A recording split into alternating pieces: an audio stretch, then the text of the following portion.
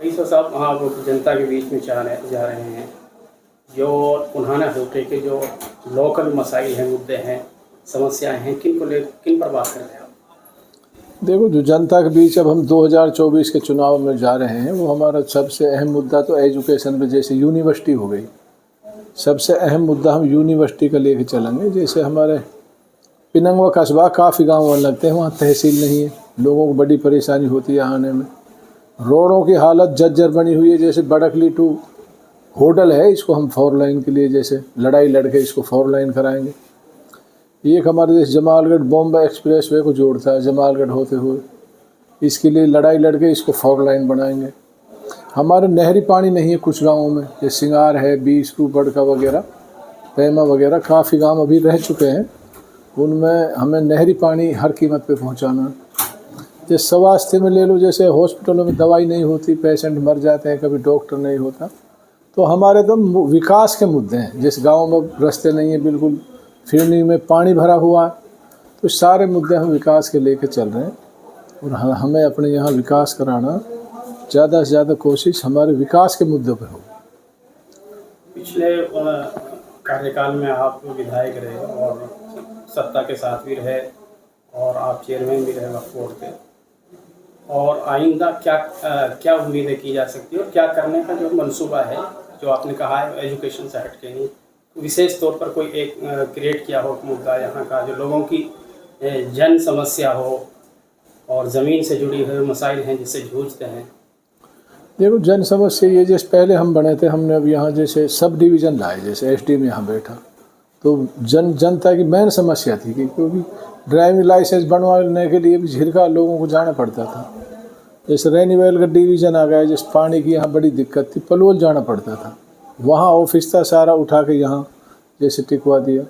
अब जैसे डिवीज़न बना तो कोर्ट जैसे आ गया, तो लोगों के फ़ायदा, काफ़ी रोड्स वगैरह जैसे बने। जैसे लाइट में लगा लो आप, सन 77 से तार नहीं बदलते थे, जब मैं विधायक था सारे ये पुराने तार नए करवाए, काफ़ी ट्रांसफार्मर वगैरह, काफ़ी चीज़ें इसमें भी की हमने।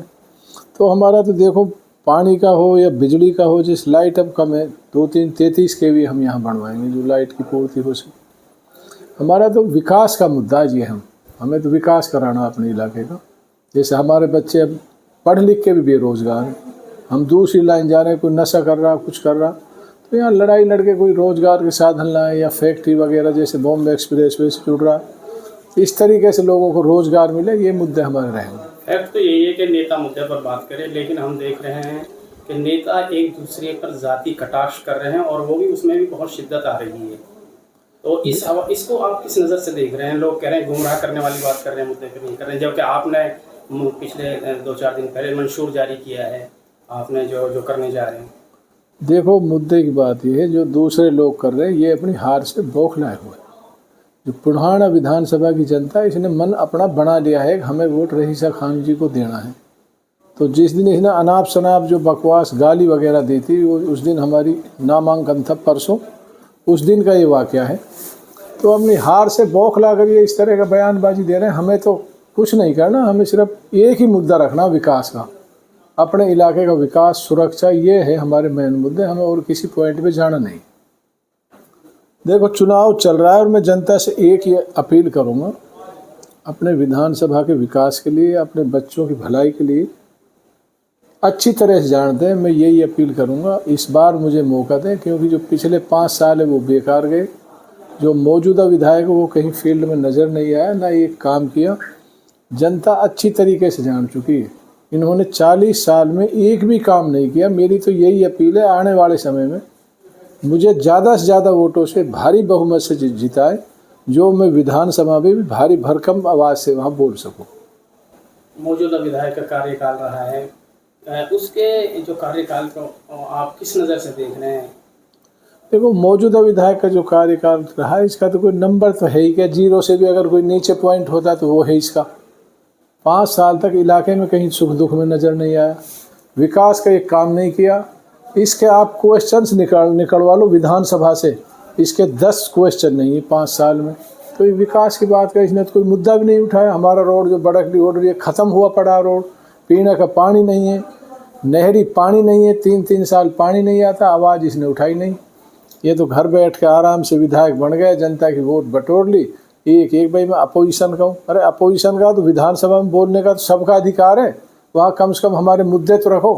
और फिर भी सरकार ने इनको हर विधायक को ग्रांट दिए, उस ग्रांट का कोई विकास नहीं कराया इसने तो पता नहीं क्या है भाई, इसको अल्लाह जाने, ऊपर वाला जाने। भाई 5 साल ऐसे बेकार हुए हैं हमारी विधानसभा के, इसको सही करने में अगर हमें मौका मिला तो और 5 साल लग जाएंगे। देखो सही बात तो यह आज की डेट में अगर जनता के हिसाब से मैं लगाऊं तो कोई मुकाबला ही नहीं है जिस तरीके से चल रहा है। सिर्फ कांग्रेस हवाई है, वोट नहीं है। जनता में अगर जाओगे, अगर किसी ने ये कह दी इलियास को वोट देना तो एक बंदा भी तैयार नहीं है। फिर ये क्या कर रहे हैं कि भाई कांग्रेस को वोट दे दो। अपने नाम से वोट मांगने की हिम्मत नहीं है इन लोगों में। आज इस कदर ये अपना आप सब कुछ ख़त्म कर चुके हैं इलाके में, सिर्फ कांग्रेस करते हैं। और जब लोगों को समझ में आता है कांग्रेस से इलियास है तो लोग बैक मार जाते हैं। ये हालत इनकी बनी हुई है। और आने वाली 5 तारीख को वोटिंग होगी, 8 को रिजल्ट आ जाएगा, इनके सामने नतीजा आ जाएगा। जनता इनको बिल्कुल नकार चुकी है। एक सवाल ये है जो पब्लिक से निकल कर आ रहा है कि रजिस्टर साहब मेवात के ज्वलंत मुद्दे हैं, मसाइल हैं, उन पर खड़े नज़र नहीं आए। आप इसको किस तरह डिफाइन करेंगे? नहीं, हम सारे मुद्दे पर खड़े रहें जनता के साथ। जो पीछे 1-2 मुद्दा है, हम जनता के साथ बराबर खड़े रहें।